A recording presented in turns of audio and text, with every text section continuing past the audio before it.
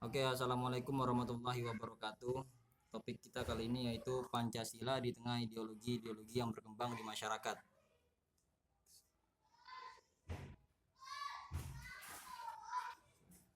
Bang, gak ada suara nih, Bang. Gak apa-apa, wis, gak apa-apa, gak Apa apa-apa, sih? Kan di Sumatera. gak apa-apa, gak bisa, emang gak bisa, gak bisa. Soalnya aku double double kamera soalnya, double double mikrofon, gak bisa. Ah, Next, geser, geser, geser, geser, geser. Oke, definisi Pancasila sebagai ideologi. Yang mana ideologi itu merupakan seperangkat ide atau keyakinan yang menentukan cara pandang seseorang atau sebuah negara dalam mencapai tujuannya berdasarkan pengetahuan. Ideologi Pancasila sendiri itu adalah kumpulan nilai dan norma yang menjadi landasan keyakinan dan cara berpikir bangsa Indonesia untuk mencapai tujuan negara dengan berdasarkan pada 5 butir sila Pancasila. Ini merupakan definisi Pancasila sebagai ideologi.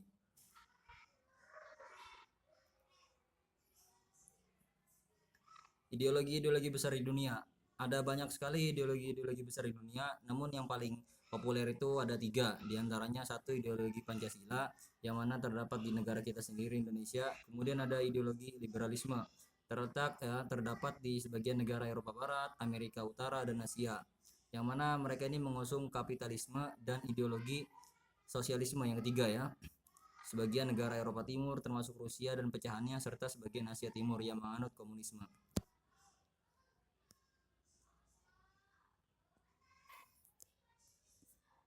Kemudian di sini ada perbandingan gagasan antara tiga ideologi besar dunia. Liberalisme sendiri itu ideologi yang didasarkan pada pemahaman bahwa kebebasan dan persamaan hak adalah nilai yang utama. Sedangkan sosialisme itu ideologi di mana sistem sosial dan ekonomi ditandai dengan kepemilikan bersama atas alat-alat produksi. Adapun Pancasila berada di tengah-tengah, yaitu merupakan ideologi yang mengakui hak individu tanpa mengabaikan kepentingan bersama.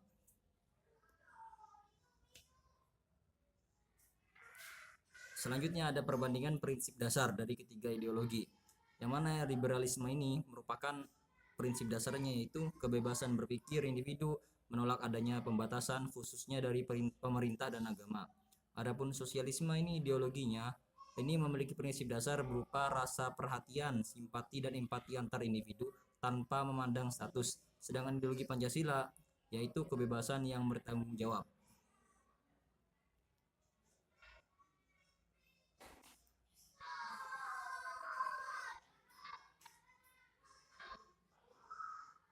Perbandingan aspek kepemilikan sosial. Dari liberalisme, ideologi liberalisme ini yaitu kebebasan, perbandingan aspek sosialnya ya, kebebasan mayoritas menjadi dasar utama atas kepemilikan sosial karena masyarakatnya tidak mengenal batasan. Adapun ideologi sosialisme, perbandingan aspek kepemilikan sosial dalam ideologi ini merujuk kepada koperasi atau pekerjasamaan, kepemilikan umum, kepemilikan negara, kepemilikan ekuitas atau kombinasinya. Sedangkan Pancasila itu masyarakatnya dan pemerintah punya hak dan kewajiban yang sama diatur dalam Konstitusi UUD 45 dan turunannya, sejalan dengan amanat Pancasila dan bersifat resiprokal.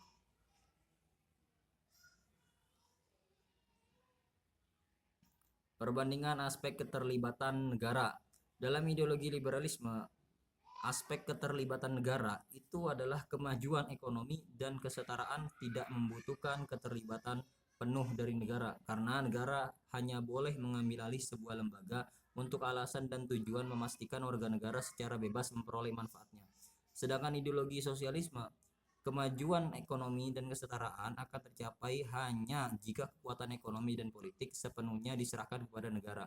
Sedangkan ideologi Pancasila yang merupakan ideologi tengah-tengah antara liberalisme dan sosialisme itu merupakan cabang-cabang produksi yang penting bagi negara dan yang menguasai hajat hidup orang banyak dikuasai oleh negara. Namun, ya, negara itu harus memberikan kebijakannya untuk kepentingan rakyat. Maka bumi, hasil bumi, air dan kekayaan alam yang terkandung di dalamnya itu dikuasai oleh negara dan dipergunakan untuk sebesar-besarnya kemakmuran dan kesejahteraan rakyat.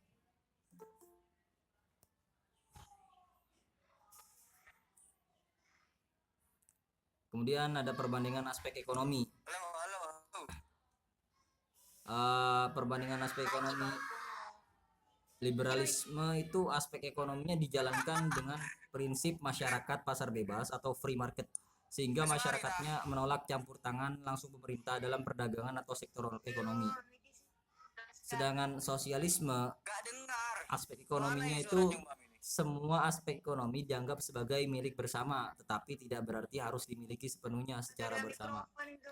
Boleh Nggak bisa dimiliki naik. secara pribadi dengan syarat digunakan secara sosialis. Sedangkan ideologi Pancasila, kita ini ekonomi kayak orang lagi praktek.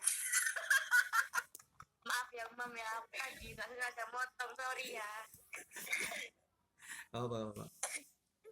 Jangan bahasa isyaratnya bahasa isyarat itu terdong. Sedangkan Pancasila, ekonomi kerakyatan, ekonomi yang berdasarkan kekeluargaan, bergotong royong dan bekerja sama satu sama lain. Ini dalam aspek ekonomi ideologi Pancasila.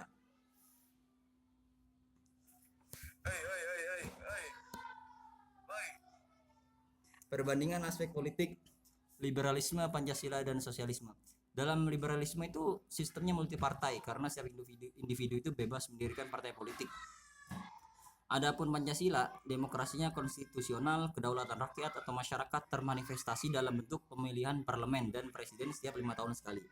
Sedangkan sosialisme ini justru menggunakan sistem partai tunggal, monopartai. Tidak ada kebebasan rakyat untuk memilih secara langsung.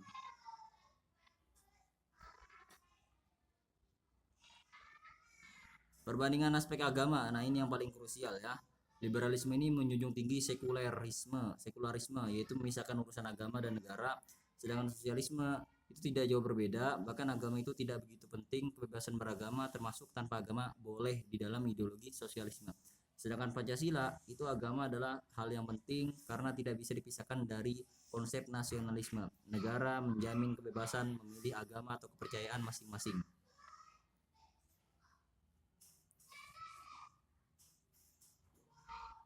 Tokoh penggagasnya dari ideologi liberalisme itu diantaranya John Locke, Thomas Robert Malthus, dan David Ricardo dari Inggris, juga Jean Baptiste Say dari Perancis. Adapun ideologi sosialisme itu tokoh penggagasnya diantaranya Robert Owen dari Inggris, Saint-Simon dan Charles Fourier dari Perancis, serta Karl Marx dan Friedrich Engels dari Jerman. Sedangkan Pancasila kita tahu tokoh penggagasnya diantaranya itu Soekarno Hatta, Supomo, dan Muhammad Yamin.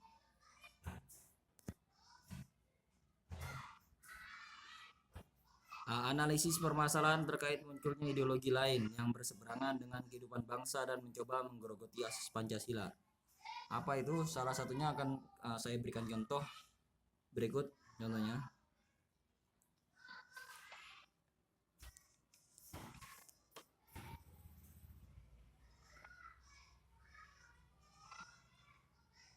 Nah, ini ada diskriminasi BPIP dalam aturan lepas jilbab paskibraka.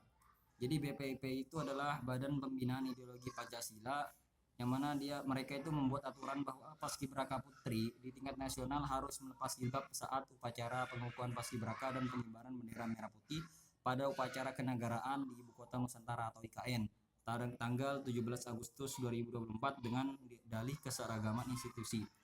Dalam hal ini Direktur Eksekutif Setara Institut Halili Hasan itu berpendapat aturan melepas jilbab ini itu merupakan tindakan diskriminatif dan melanggar hukum. Dia merujuk pada aturan pasal 29 ayat 2 UUD 45 yang mana pasal itu mengatur tentang perlindungan serta jaminan negara terhadap setiap individu atau orang untuk memeluk dan beribadah sesuai dengan agamanya masing-masing.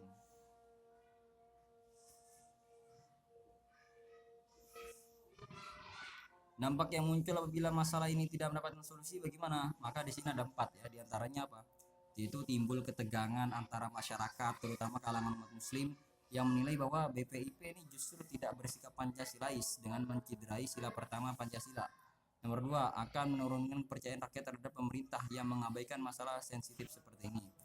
Lalu lunturnya nilai-nilai luhur Pancasila lainnya secara otomatis karena satu kasus seperti ini akan mudah muncul ya, akan terus memunculkan kasus-kasus lainnya. Dan nomor 4, Pancasila akan mudah tergerus oleh ideologi lain seperti ideologi liberalisme yang mana akan dengan adanya aturan ini seakan-akan memisahkan antara agama dan negara. Itu seperti yang diusung oleh ideologi liberalisme.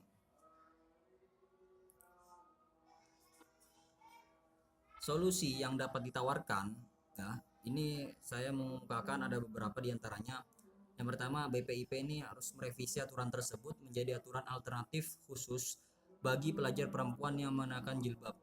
Kemudian BPIP juga harus meminta maaf atas kegaduhan yang terjadi serta menjamin bahwa hal serupa tidak akan terulang lagi. Yang ketiga, pemerintah pusat dalam hal ini presiden, karena BPIP sendiri itu merupakan langsung bawahannya presiden ya. Itu mengklarifikasi terkait kasus ini guna menjaga marwah di hadapan publik. Presiden juga harus mengganti kepala BPIP dan orang-orang yang terlibat dalam pembuatan aturan tersebut dengan orang-orang yang memiliki jiwa Pancasilais sejati. Dalam langkah membuat aturan sensitif yang menyentuh ranah agama seperti ini, hendaknya BPIP itu harus berkonsultasi dengan Kementerian Agama Republik Indonesia.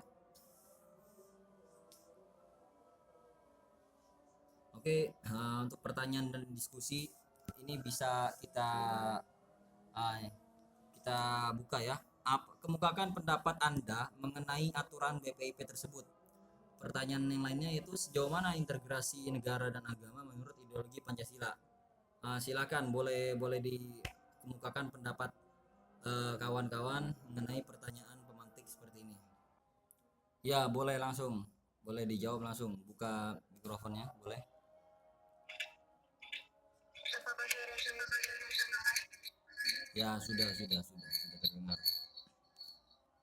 Baik, kalau misalnya singkat saja ya, ingin menjawab dari yang pertanyaan pertama itu terkait pendapat mengenai aturan BPIP. Kan tadi dijelaskan bahwasanya BPIP pernah memandangkan sebuah aturan untuk paskibra tersebut melepas hijab. Kalau Muhammad dilihat dari ideologi Pancasila, sudah jelasnya hal tersebut bertentangan dengan sila pertama, yang mana kalau umpama kita negara Indonesia juga mengedepankan agama, maka seharusnya tindakan yang dilakukan oleh BPIP tersebut menyalahi pada nilai-nilai yang telah terkandung dalam Pancasila. Kurang lebih seperti itu. Ya, mungkin untuk pertanyaan nomor dua. Pertanyaan nomor 2. BPIP. Jadi BPIP itu mendiskriminasi paskibraka khususnya para wanita yang memakai jilbab, benar kan?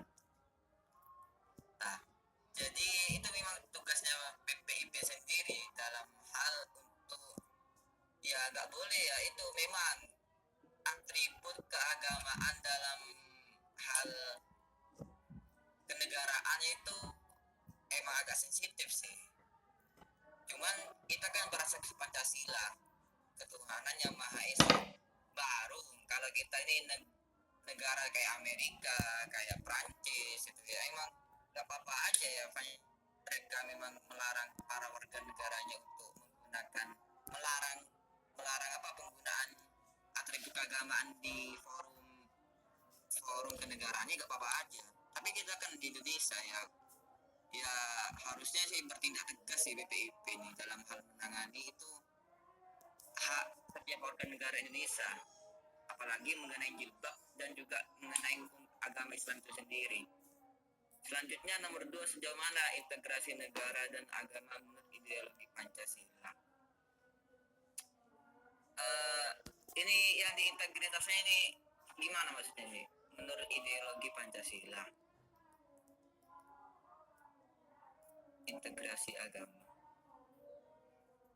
Menurut Ulfa gimana pemahamannya tadi barusan?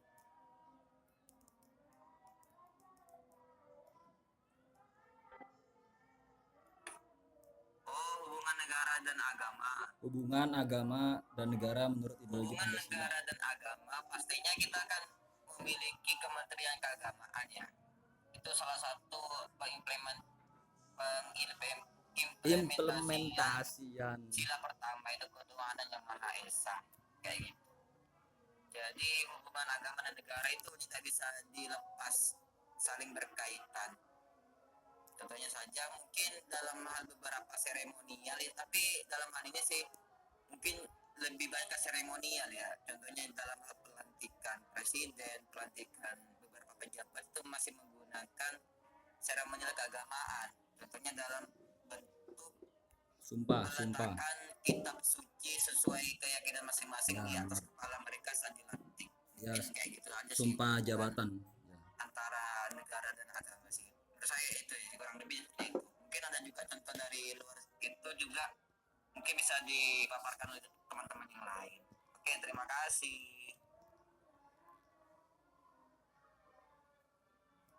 Ya, siap. Terima kasih atas jawabannya.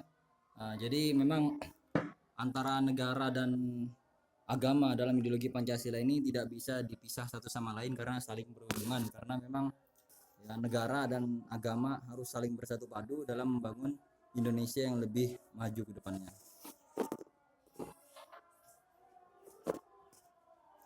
Ya, pada intinya kita sampai pada kesimpulan bahwa ideologi Pancasila itu sejatinya memang itu bersumber dari cara pandang integralistik, yaitu perpaduan Indonesia memadukan, yang mana Indonesia itu mengutamakan gagasan tentang negara yang bersifat persatuan.